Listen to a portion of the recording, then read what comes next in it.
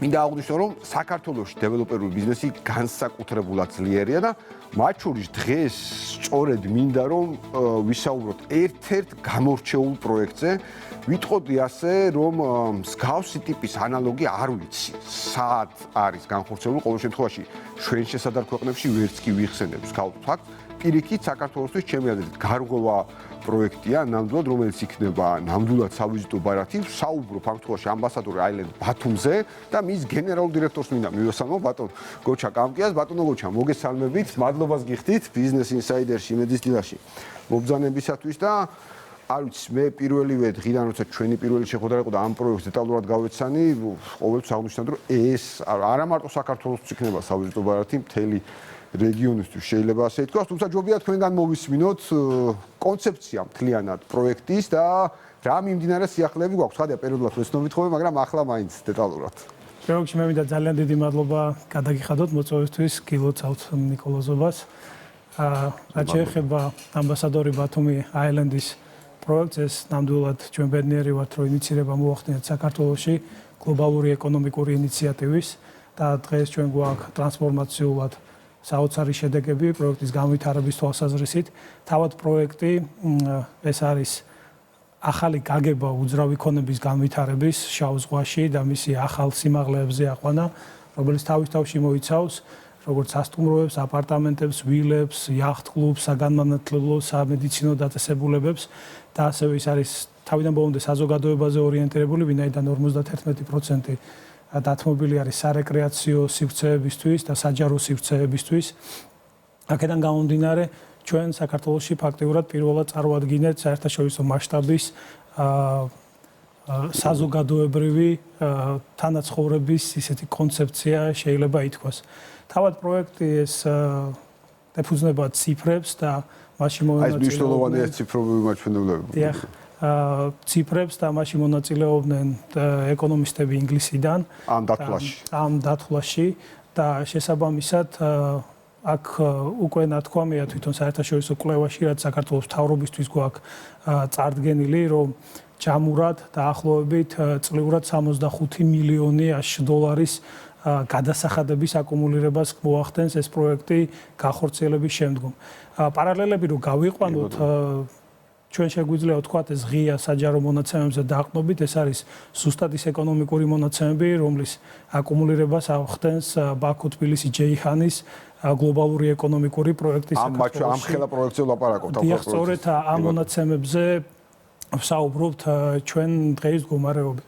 რაც შეეხება თავად პროექტის განხორციელებას, ჩვენ ბედნიერები ვართ, რომ ამჟამად ვიმყოფებით უკვე სამობილიზაციო პერიოდიდან უკვე განხორციელების ეტაპზე, სადაც გვაქვს უნიკალური შედეგები.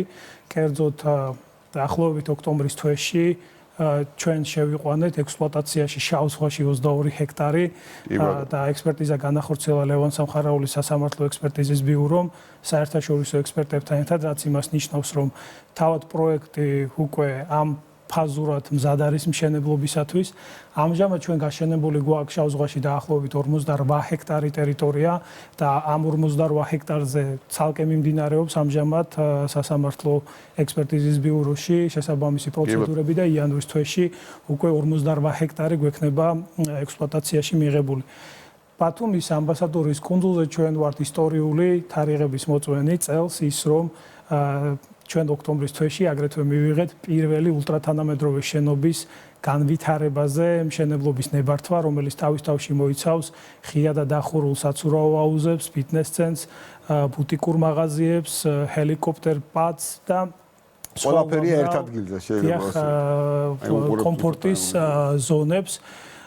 აგრეთვე ჩვენ თავად პროექტ ფაზურად მიმდინარეობს განვითარება სხვადასხვა ეკონომიკური პროექტების, რომელსაც თქვენ შემდეგ კითხვებში. კი ბატონო, მანამდე რაც მინდა აღვნიშნო, ეს არის სწორედ თანამშრომლობა, ეხლა თქვენ ახსენეთ მართლაც თამბეჭდავი მოგების მასშტაბი, რომელსაც სახელმწიფო აქედან მიიღებს, მართლაც ბაქო-ჯეიჰანი ეს იყო სავიზიტო ბარათი წლების განმავლობაში და ანალოგის გაკეთება ძალიან მნიშვნელოვანია, რომ წარმოდგენა გქონდეს რა მასშტაბზე ვსაუბრობთ. აი როგორია ზოგადად აი ადგილობრივ და საერთაშორისო ინვესტორებთან ურთიერთობა, პარტნიორებთან, ინვესტორებთან, რომლებიც ვიცი რომ მრავლად არიან უკვე წარმოდგენილები და ჩართულები პროექტის განხორციელებაში.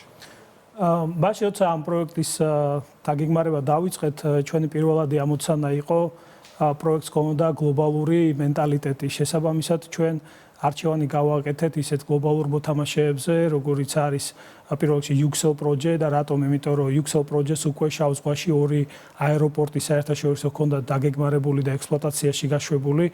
შესაბამისად აქ მოხსენით ყველანაირი კითხვა ამ მდგრადობასთან დაკავშირებით, აგრეთვე ვინაიდან ეს კითხვა არსებობს ხოლმე და ჩვენ შეგვიძლია ვთქვა თუ არაფერი არ მოგვიგონებია, აქ არის გამოცდილი კომპანია ჩართული. დიახ, კი ბატონო. ჩვენ აგრეთვე თანამშრომლობთ ბრიტანულ კომპანია ARUP-თან, რომელიც არის მსოფლიოში ნომერ პირველი კომპანია, როგორც ინჟინერინგის, ასევე მასტერ პლანინგისა და ჭკვიანი ქალაქების განვითარების თვალსაზრისით და ჩვენ ამ მიმართულებით ARUP-თან გვაქვს უამრავი გეგმა, კერძოდ ჩვენ ვაპირებთ, რომ შავ ზღვაში პირველად განვითარდეს კონძულზე ჭკვიანი ქალაქის კონცეფცია, რაც ტრანსფორმირება იქნება საერთოდ ქვეყნის მიმართ დამოკიდებულების.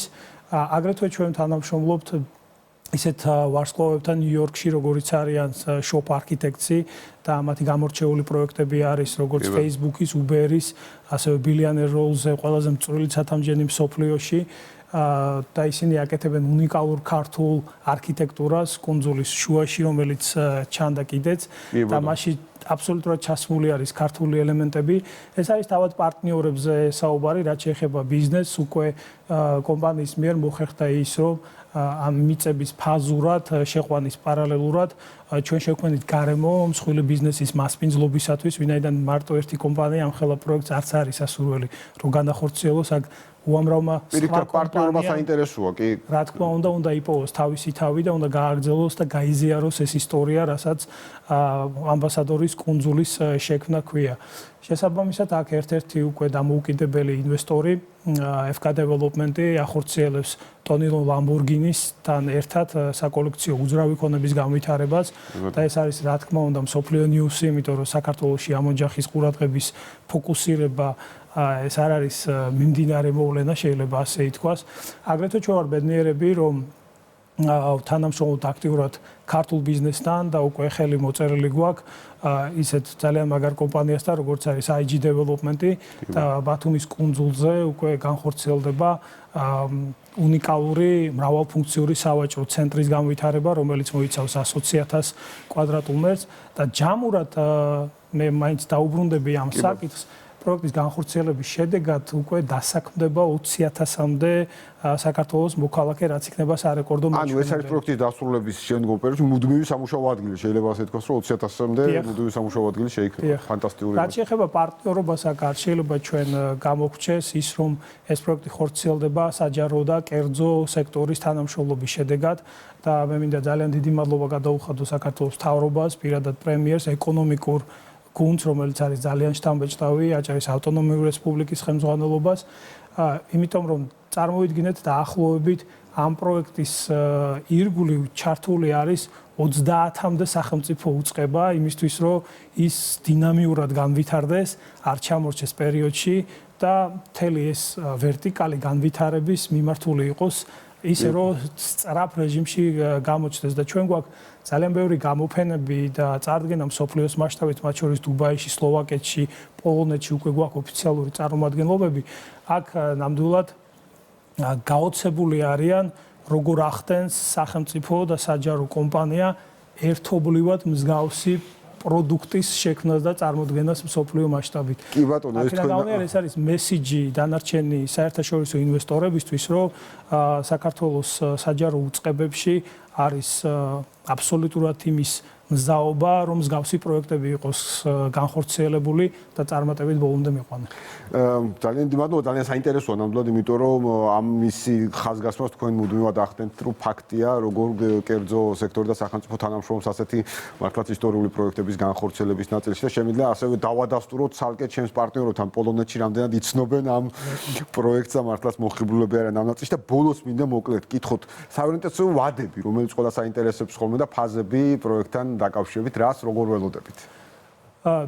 ჩვენ დაახლოებით თქვენ წარმოიდგინეთ, ვინაიდან ოქტომბრის თვეში 22 ჰექტარი მივიღეთ ექსპლუატაციაში და 58 ჰექტარი უკვე გვაქვს განაშენებული.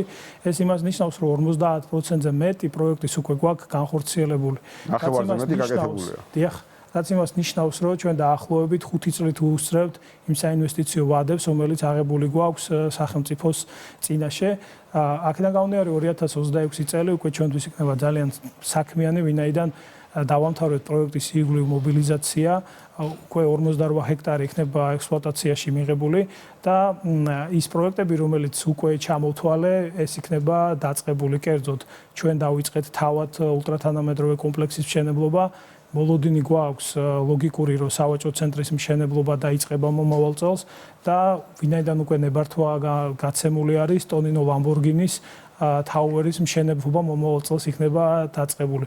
რაც იმას ნიშნავს და ეს ჩვენი მესიჯია საზოგადოების წინაშე, რომ ბათუმის ამბასადორის კუნძული ეს არ არის სამშენებლო ობიექტი, ეს არის უკვე ცოცხალი ორგანიზმი, რომელიც მასპინძლობს მიმდინარე ეკონომიკურ პროექტებს და ის არის მზად, როგორც დანარჩენი ბიზნესისთვის, საქართველოში აგრეთვე საერთაშორისო ინვესტიციებისთვის, რათა მოხდეს მიღება, ვინაიდან ამ ხრივ ჩვენ გვაქვს აბსოლუტურად გამართული ინფრასტრუქტურა. ბატონო გოჩა, ძალიან დიდი მადლობა მართლა შთამბეჭდავე და კიდევ ერთხელ ხაზს გაუსვამ, რომ ეს არის ნამდვილად სავიზიტო ბარათი ჩვენი ქვეყნისთვის და ციფრები, რომელსაც თქვენ ახსენეთ, ფანტასტიკური და შთამბეჭდავე. ეს არის ის, რომელიც მე სწორედ განსაზღვრავს ქვეყნის აი ეკონომიკური ზრდის მაღალ მაჩვენებლებს. წარმატებას გისურვებთ კიდევ ერთხელ მართლაც მისაბაძი მაგალითი დანარჩენი ინვესტორებისთვის. დიდი მადლობა. დღეს ბიზნეს ინსაიდერი ამით დასრულებულია. ჩვენ დავბრუნდებით ორშაბათს.